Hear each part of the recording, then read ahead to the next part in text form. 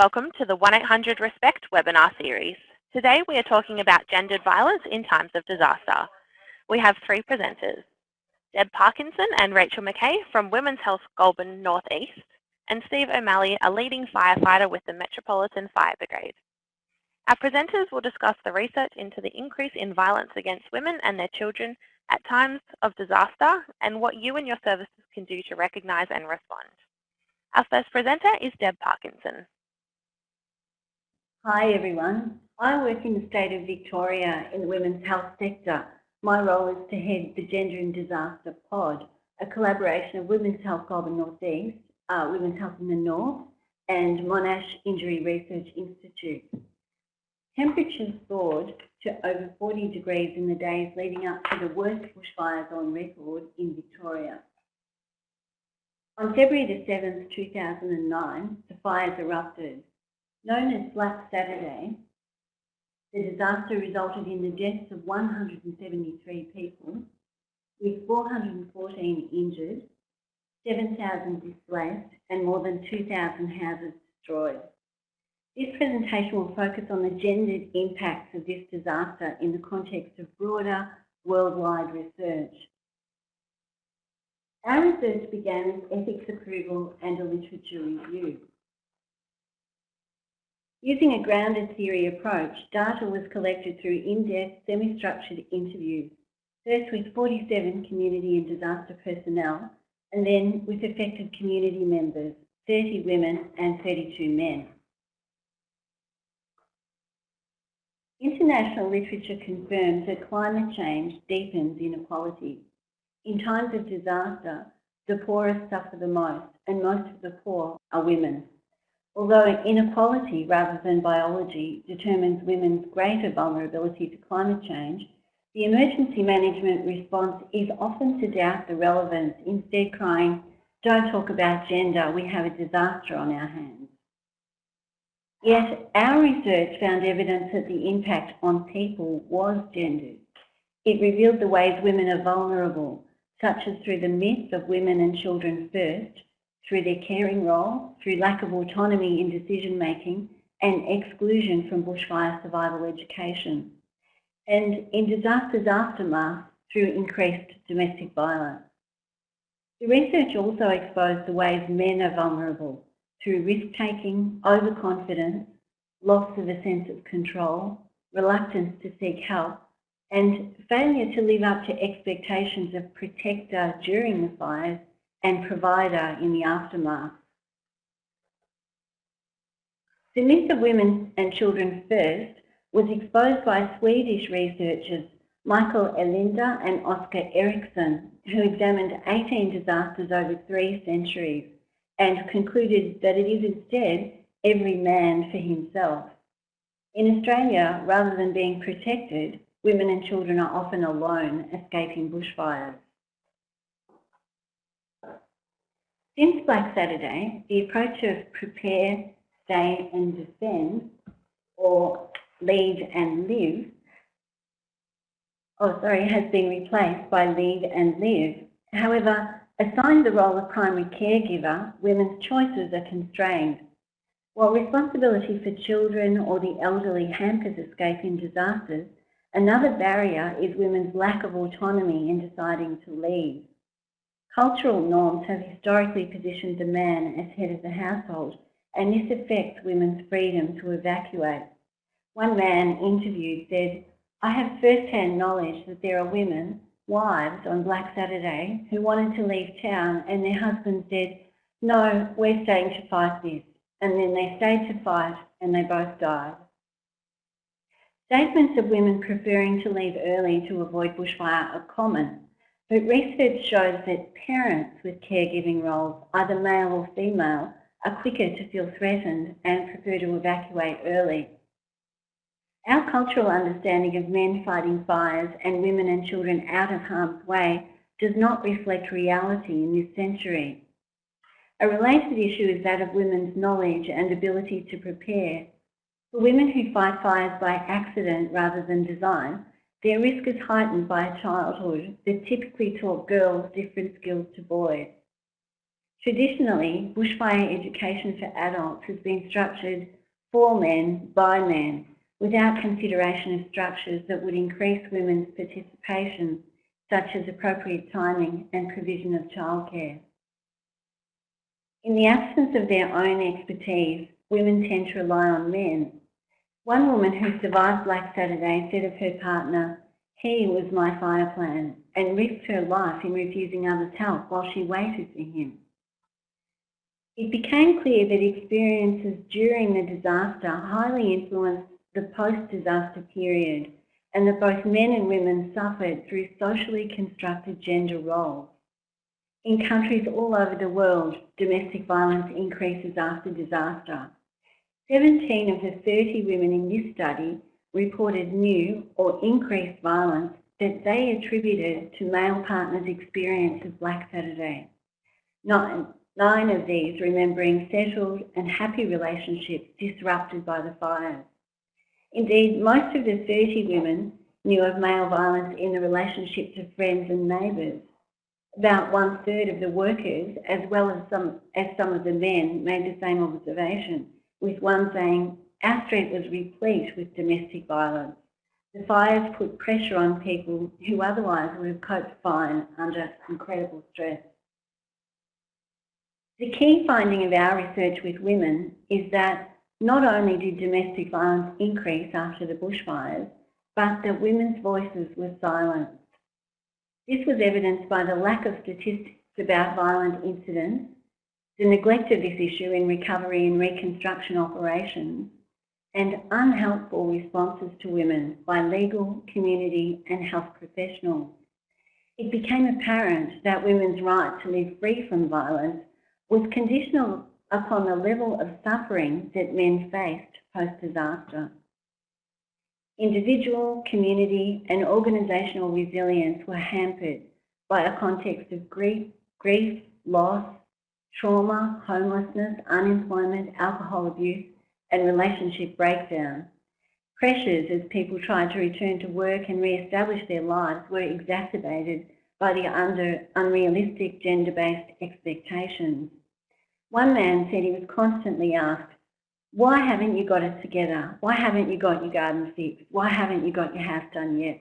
What are you doing with your life? Why haven't you gone back to work? Why haven't you?" Our research reiterates a finding from the Victorian Health Promotion Foundation that community attitudes excuse men's violence.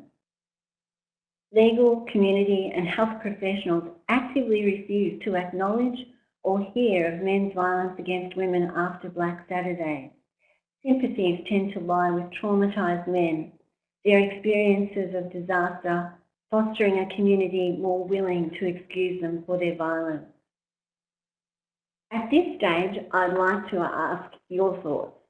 We have a poll question and I'll let you know the results as they come in.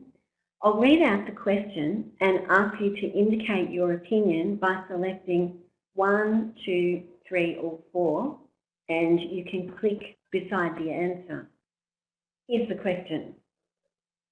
A fire plan is a vital document in the Australian context, yet only about 30% of people in fire-prone areas have one. What do you think is the main barrier to developing a plan faced by women in your area? 1, a lack of knowledge about how to plan and what to include.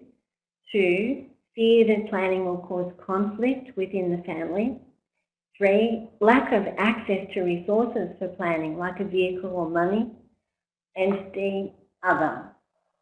So click beside the answer that you feel is right. So you'll have a few seconds to do that. And then I'm going to pass on to Steve O'Malley, who's the leading firefighter with the Metropolitan Fire Brigade.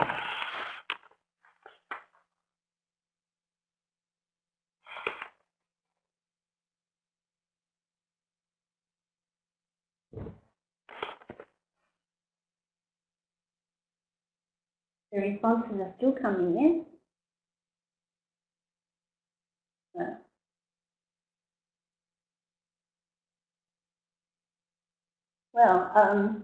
So far, I think the responses are still coming, but so far it's looking like almost half, 45%, think it's a lack of knowledge about how to plan and what to include.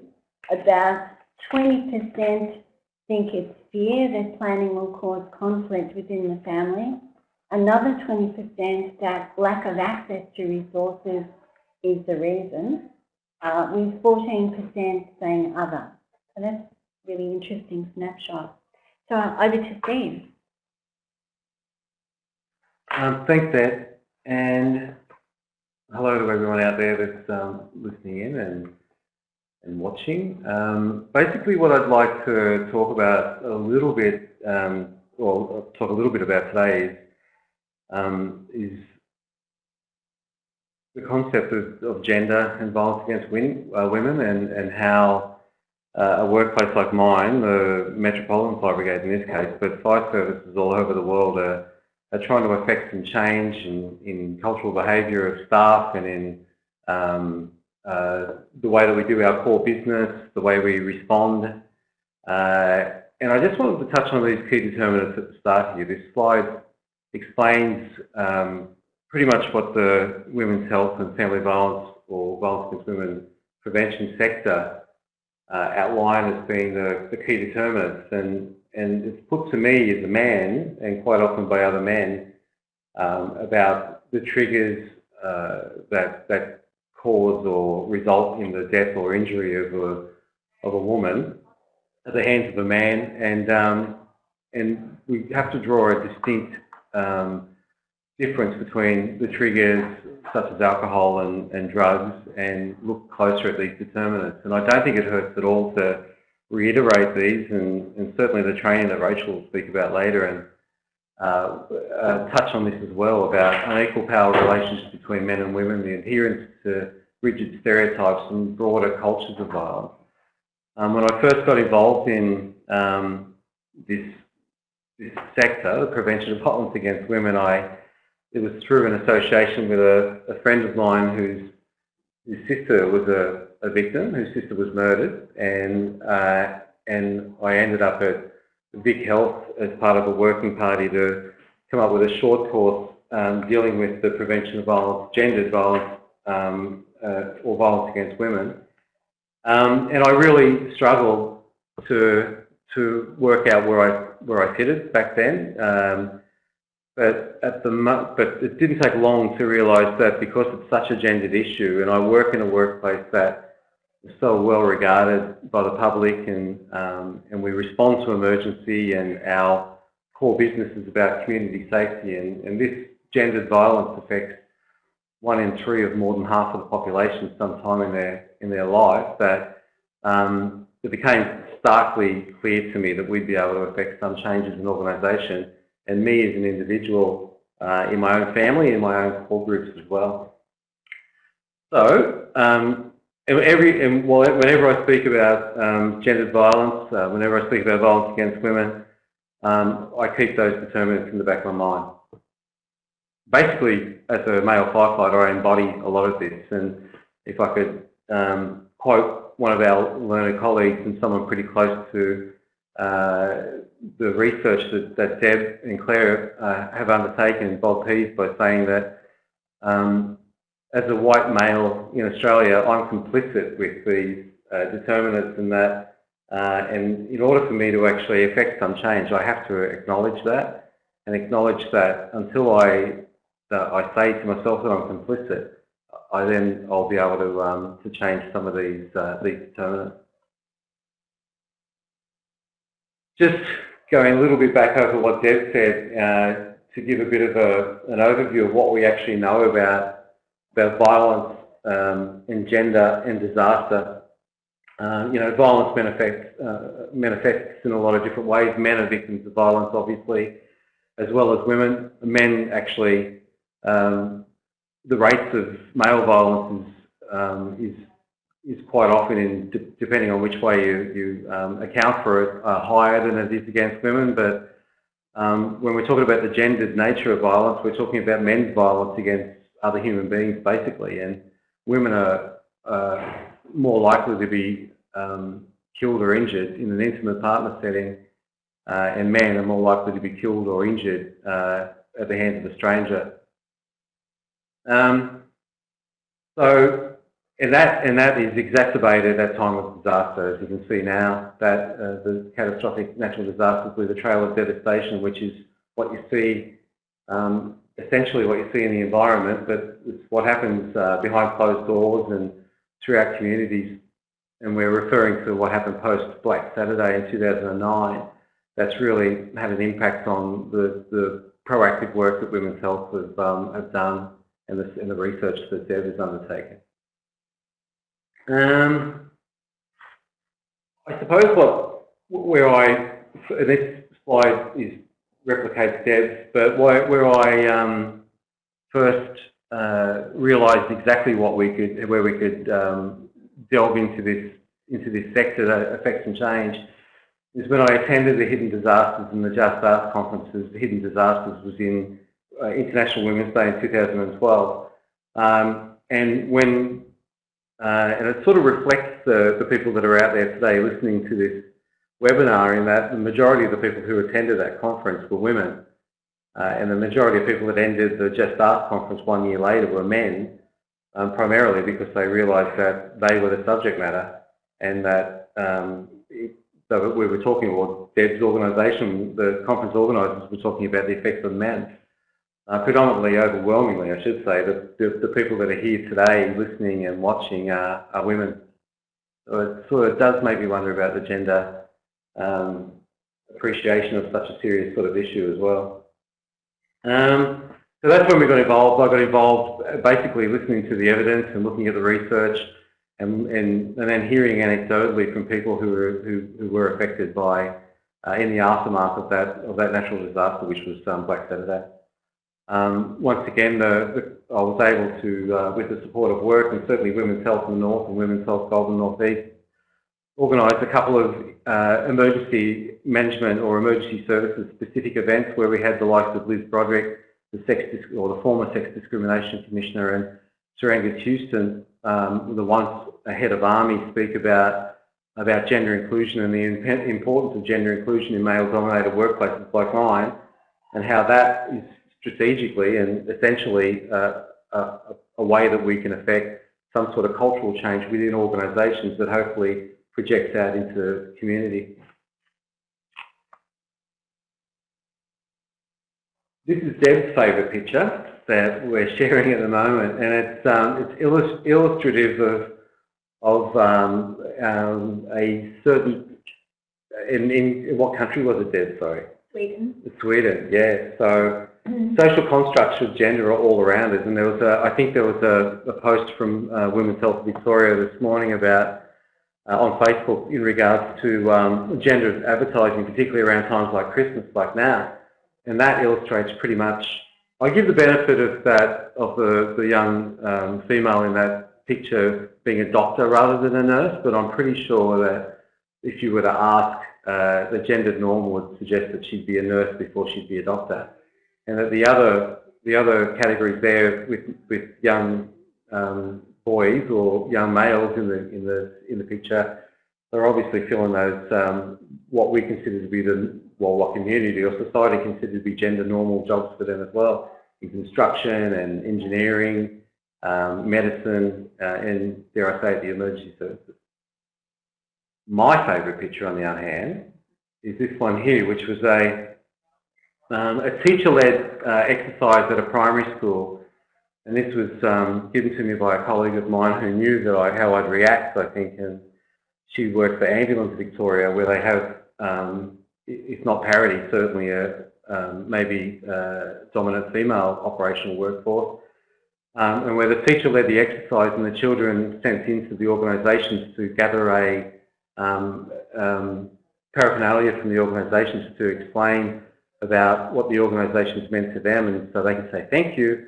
The best they could come up with in the three pictures here was male and female on both ambulance and police.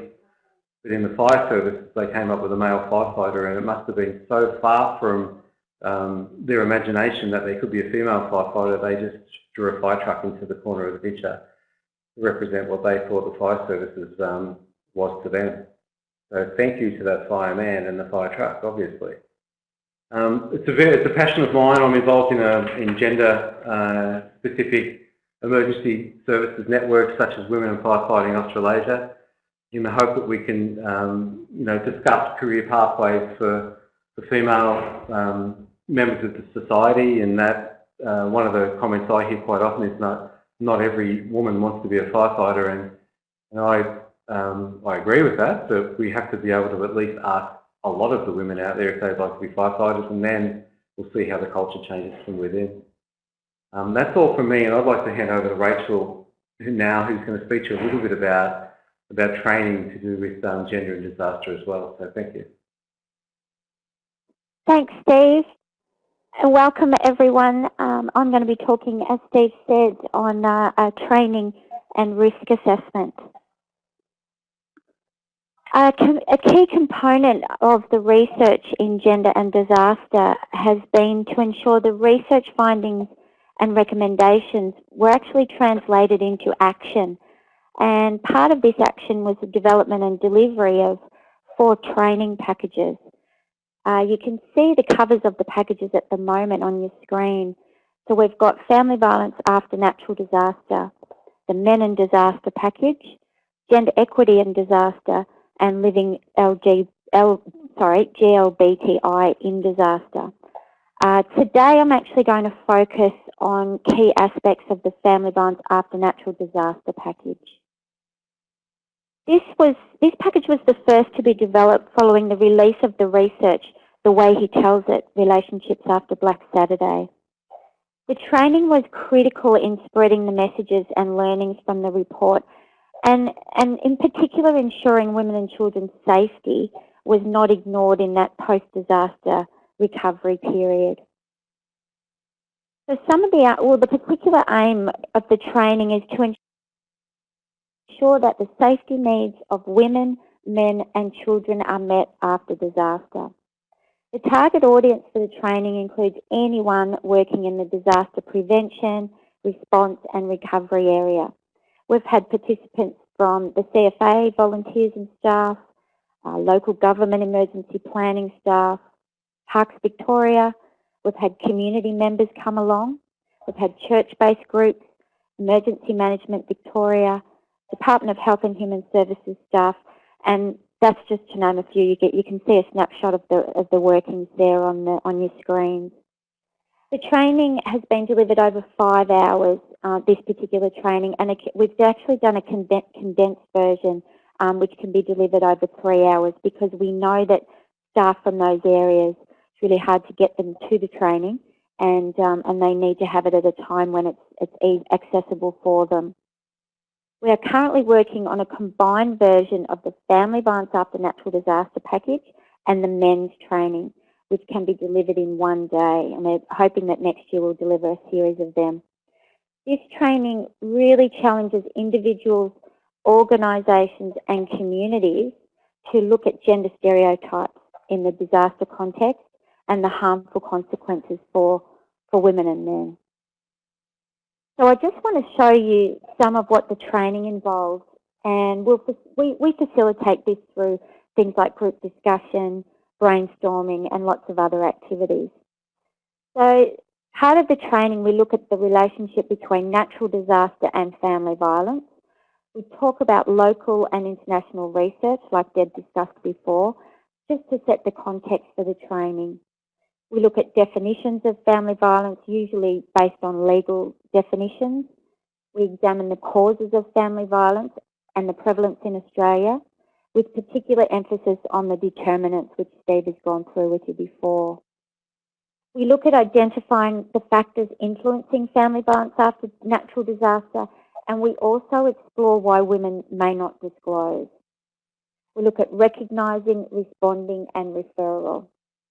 And we have a particular focus on the use of language, part of which came out in these reports, which minimises the extent of the abuse. This was prevalent among counsellors, and even women experiencing violence would use terms like drinking a bit more and he's a bit tense. We had one community member was reported to use the term bad behaviour when referring to a violent assault. And one research participant said her husband was more angry than usual, and when pressed by the researchers, she told them he had pulled her hair and smashed her hand viciously. So in the training, we explore the use of language and the importance of using correct language and correct terminology. And lastly, we also discuss the importance of keeping records. As Deb has described, we certainly found that no data does not necessarily mean no problem. To give you a bit of an insight, we asked participants to brainstorm why women do not disclose. And some of the responses are that her partner may have been a hero during the disaster. At the time, her whole world is turned upside down. It's often excused by the community, family and friends, so the social responses they get are really negative. There's obviously that hierarchy of horror and loss. Others have suffered more, so women's needs are actually placed way down the bottom. There's obviously fear as well for women. They're fearful for their lives. There's also fewer options. She's had less access to transport, services, finances.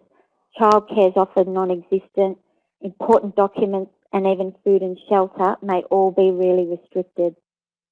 The other point is that family and friends and neighbours who may ordinarily be able to provide some form of support may obviously be busy with their own disaster response activities as well. There may also be extra challenges, and this was interesting, in enforcing intervention orders in the face of a disaster. I'm sure that everyone out there could come up with a long list as to why women are reluctant to disclose. A key aspect of the training is also a focus on risk assessment.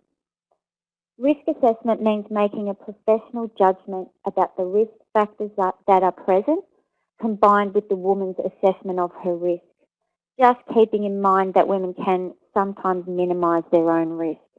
And this is to determine, number one, the likelihood of future violence, and number two, the dangerousness or potential lethality of future violence. Specialist family violence services provide comprehensive risk assessment. We are training people here to identify, respond and refer to those services. We don't want them to become family violence workers.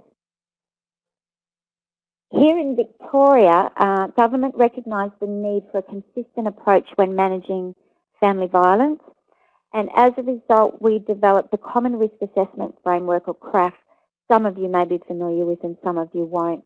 That was around 2008. And just keep in mind here, refer to your state or territory's equivalent risk assessment framework. The Victorian one has two key elements, which I imagine would be very similar across Australia. Number one is ensuring victim safety, and this is obviously central to risk assessment. The other component is ensuring responses to victims are respectful, they're informed, they're holistic and understanding, and that's regardless of the victim's background and or the service's culture. Again, risk assessment is based on a worker's assessment of the woman's assessment of her risk. Is she at high risk? Is she at medium risk? Or is she at low risk based on recent incidents and or threats? This will then determine a course of action based on what the woman wants to do, and a safety plan can be developed around crisis contact numbers, safe places and people, transport, access to finances and documents, and issues around children and physical location in terms of distance to services and safety.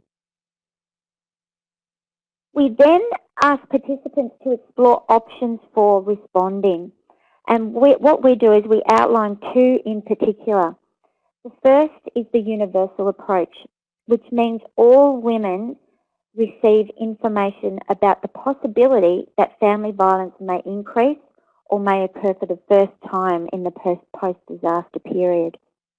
This information needs to include relevant phone numbers like the state or territory crisis service and certainly 1800-RESPECT. Information can be distributed in women's health packs. We know some participants have suggested that they put posters in women's toilets at recovery centres and wherever may be suitable. So we get participants to start to brainstorm what they can do in a universal way, being mindful that people at the time are living in chaos and they may feel overloaded, so always being mindful of that. The individual approach or the direct approach, on the other hand, is a more focused intervention which provides the skills for workers to identify women at risk and then to approach the woman about the issue, not an easy one. In this part of the training, we use role plays and scenarios. Effectively, participants are able to practice approaching a woman and talking to them about their observations. In some of the scenarios, we ask questions like, how would you respond? How would you broach the subject with the woman? When would you broach the subject with the woman? What would you say? What would you ask? What information would you give her? And what if she says nothing is wrong? And we absolutely explore that issue with everyone. A key component is facilitating and increasing confidence for workers to take action and ask the question. We do this by asserting that women want to be asked, and they will identify what action they want to take. Workers' confidence is critical, and feedback we've had indicates that this has been really successful in building workers' confidence and taking action in recognising and responding. So how we do this, we use a tool called the 4-step process, really simplifying it, and it's accessible for workers. So number 1, we get them to ask, are you safe at home? And practice what their question may be. Might be different than, are you safe at home? Are you safe in your relationship? Do you feel safe? It might be a range of questions. Number 2, name it. What you've just described to me is violence and it's a crime. We know that often women do not view what is occurring to them as abuse or violence, and they also start to use the minimising language of a society that victim blames. So number 3 is respond. Give some contact details, 1-800-RESPECT, the local family violence service and or sexualised assault service numbers, and obviously the police as well. We've actually developed a wallet-sized folding card which has contact details on it, and we've found that that type of information in information packs is great, or to be able to give directly to your clients. And 4 is follow up. Last time you spoke about your safety, I'd like to know how you are. So always following up with that client if you're a case manager, etc. And lastly, we actually challenge participants to look at and improve their organisation's response during times of disaster by implementing the recommendations outlined in the Gender and Disaster Pod. Some of these include conducting a gender and disaster audit of their service, pretty easy to do, ensuring workers have undertaken risk assessment and safety planning training or something similar to identify and respond effectively. Think about establishing methods for compiling accurate statistics. It might be something like a tick box on data collection forms. It can be really simple to start to gather that data. And also including specialist sexualised assault, domestic and family violence services in disaster response and recovery planning. Out of the Gender and Disaster Pod and the task force, that's what's happening here in Victoria. We also know that the Municipal Secondary Impact Assessment here in Vic, they've actually incorporated family violence as an issue to be investigated, which was a critical move forward in those assessments post-disaster, and we feel that was really fantastic move along. So I hope that this has given you all a taste of the training package. There's only one in particular, and I really encourage you to have a look at all the packages, and they'll all be available on the Women's Health Global North East website, and there's lots more information, ideas and resources on planning and responding to violence against women in times of disaster at the Gender and Disaster Pod, and you can see that that web reference on your screen now. And just lastly, we just want to make sure that you know, to acknowledge the work that we've done collaboratively with 1-800-RESPECT in putting the gender and disaster resources online. So there's now online content. There's an ABC radio and television community service announcement, which is amazing, and we'll actually show you shortly. And there's also an online workers toolkit, so we really encourage you to go onto that website and have a look. So I'll leave you there, and we'll watch the short community service announcement. I'm not sure what to do. I don't feel safe here anymore. It's okay, we'll work through this together. Have you packed an escape bag yet? I've started to get things together. I've got clothes, spare keys, some money. Great, and what about an exit route? Yeah, if I have to leave quickly and can't get out the front, I can go out the laundry door. You're doing everything you can, and I'm always here if you need me. I have to go. I just heard his car pull up. 1 in 4 women in Australia has experienced physical or sexual violence by an intimate partner. In times of disaster, violence increases. To find out how to make a safety plan, call 1-800-RESPECT or visit 1800respect.org.au. Great,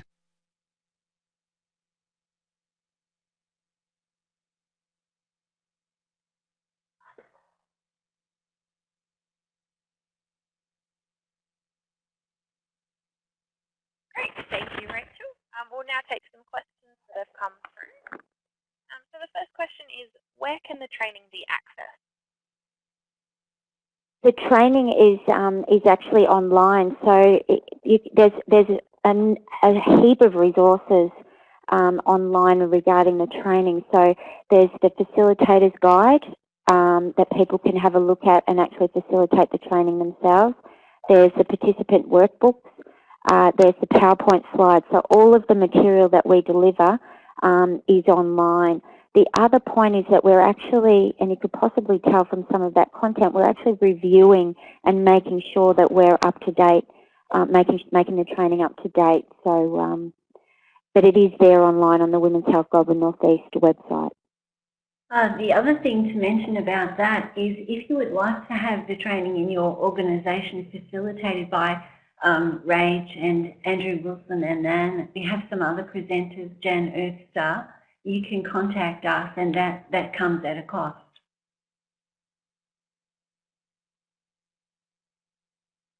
Okay, great. And are there any prevention strategies deployed post-disaster that are targeted at men, as well as training people how to recognise risk factors in women? Is there preventative training provided to men who might be at risk of perpetrating?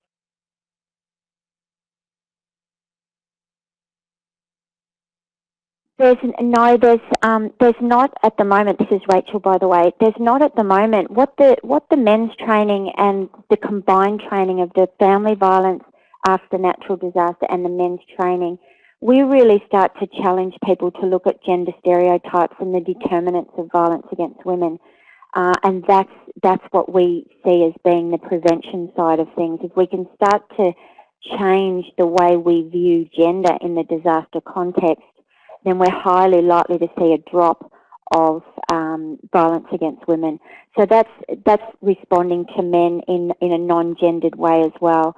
What we know is that men were crying, and people did not know how to deal with that. And what people were doing was giving them a beer, slapping them on the back, and saying, "She'll be right, mate." And that is not what we want to happen. We want to start to prevent it before and get rid of those gender stereotypes.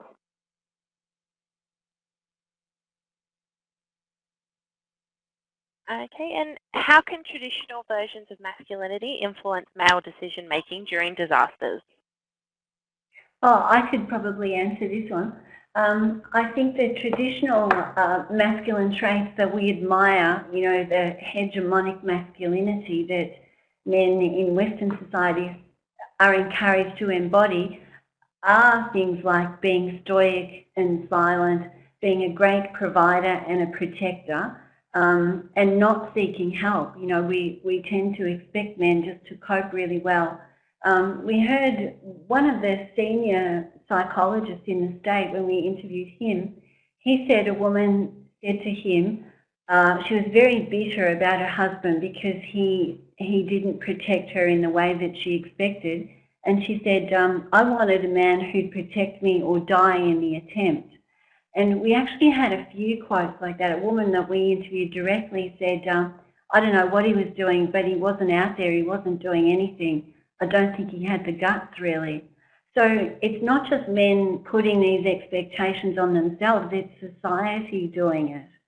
And, you know, as we know, men are very reluctant to seek help, and sometimes for very good reasons. There are career penalties for men who are firefighters if they say, you know, I haven't coped too well on Black Saturday or on another fire. We heard men say that the response was, look, keep that guy away from the fires. So we, as a society, have to really broaden the range of acceptable behaviours for men and women and encourage men to express emotion without fear of penalty. Okay, great. And how can this knowledge be applied to violence against women in times of other non-natural disasters, for example, war? Some people say that there are similarities between what men, often men and women, face post-conflict and post-natural disaster. This is not really supported by fact, but I think that there are some differences in that men who are in a conflict situation in Australia have chosen that. They've chosen to be in the military and to go there. They know what they're getting themselves into. Whereas a lot of men on Black Saturday certainly did not choose that, were not skilled to cope with that situation. They were just living their lives, you know, often even commuting from where they lived into the city, you know, so they're quite urban. I think that there are differences. Nevertheless, some people say that the strategies you can use for PTSD, so, you know, for trauma after disasters, can be quite effective in both situations. Actually, on our website, there's a little podcast with Michelle Tuckey, who's done what's called a gold standard research into trialling different kinds of psychological debriefing with people after bushfire or after disaster. And it's really peer-based, and it's really worth having a listen to that. If I could just add to what Deb said as well, is that in an urban context, a natural disaster may present in something like heat wave, which kills a lot of people throughout the hot seasons, or flood in some areas. But and to draw an analogy with that act of war question was that, say, 9/11 was essentially touted as an act of war on America, and some would argue Paris, the Paris shootings and massacres, the same sort of thing. So it's how the emergency responders react post those events is really interesting to see as well. Where they're not a natural disaster they're dealing with, it's a catastrophic event, if I could use that term, but it's in an urban environment, and there's no one being necessarily, well, a whole lot of people have been displaced in the New York scenario, so from their workplace, but with mass casualties like that, I think that it'll be interesting to see, and it's by no way diminished the effectiveness of peer support in those sort of scenarios, but PTSD is a major issue with emergency responders in the urban, say, for the example, that active war scenario. Okay, thanks. Are workers within disaster response services such as RFA encouraged to undertake this training, and if so, what is the take-up rate? Well, we were actually funded through the NDRGS, which is the National Disaster Resilience Grant Scheme, to pilot those 4 sessions that Rachel spoke about earlier. And part of that, after taking advice from Liz Broderick and David Morrison, we pitched that at middle managers. You know, once you've got the top level leaders on side with gender equality and gender equity initiatives, then you need to tackle middle management and get them to have the right attitude. So we held these 4 pilot sessions just within the last 3 months, and we had around 20 people.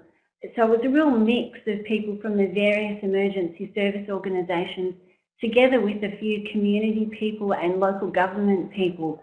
And that mix is really fantastic because it keeps it real with the community people there. And I think people learn from each other and learn about the organisations.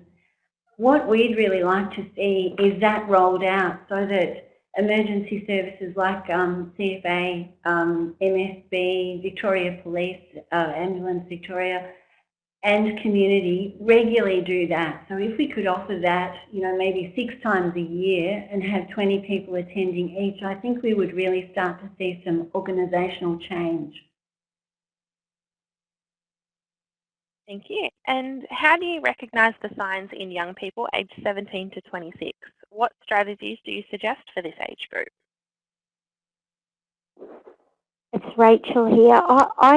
The signs are very similar. I think one of the key ones is, particularly in a potential offenders or current offenders, is a type of morbid jealousy, and it's signs like that that we need to pick up on and teach young people about. And it's morbid jealousy is extreme jealousy.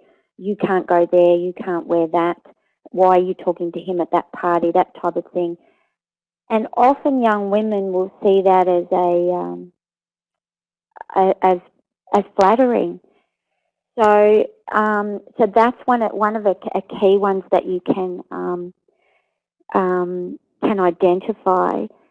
And number 2 on that is that the same responses, absolutely the same responses. I've worked with young women at age 14, and that what they are talking to me about is the same as what a 35-year-old woman was talking to me about as well. So the same responses could be applied.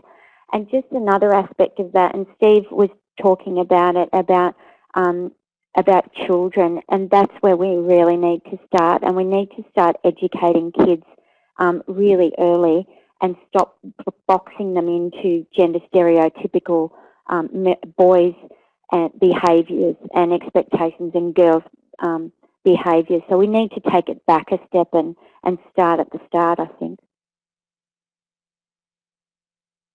Okay, great. Thank you. So that's all the questions we have time for today. So that does conclude our webinar for today. We would like to thank our presenters for taking the time to talk us through their work and our audience for their questions.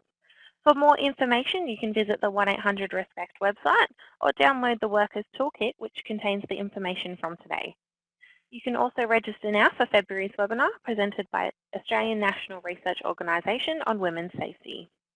Thank you, everyone.